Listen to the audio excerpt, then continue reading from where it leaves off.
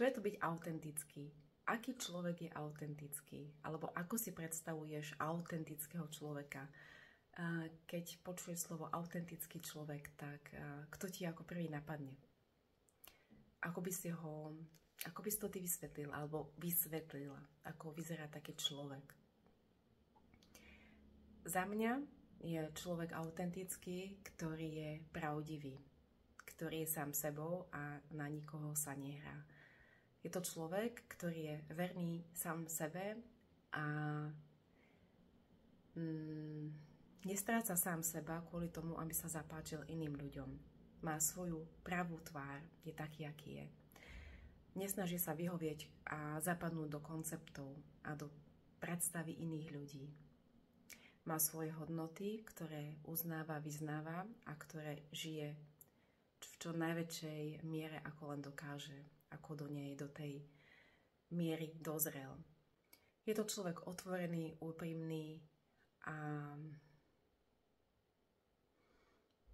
je to človek, ktorý povie, že cisár je nahý. Autenticita.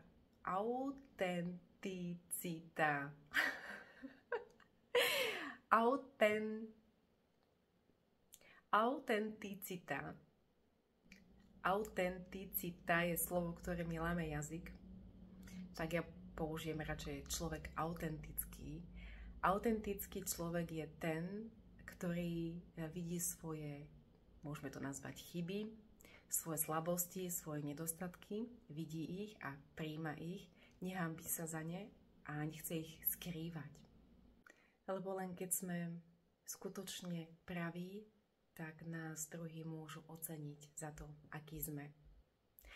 A oceniť našu pravosť dokážu len ľudia, ktorí sú tiež praví, ktorí sú autentickí, ktorí sú otvorení životu, radosti, láske, ktorí sú pripravení žiť takýto život. To znamená, že hovoríme a konáme to alebo tak, čo súladí s našimi hodnotami a s našimi presvedčeniami.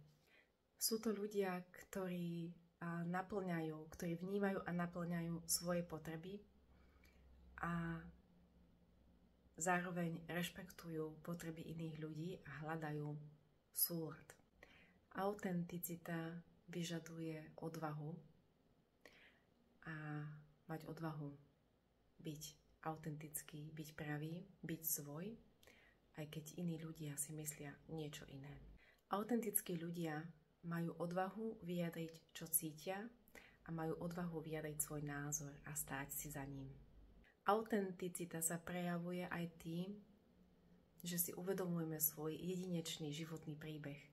Keď sa neporovnávame s nikým iným, iba so svojím predošlým minulým ja.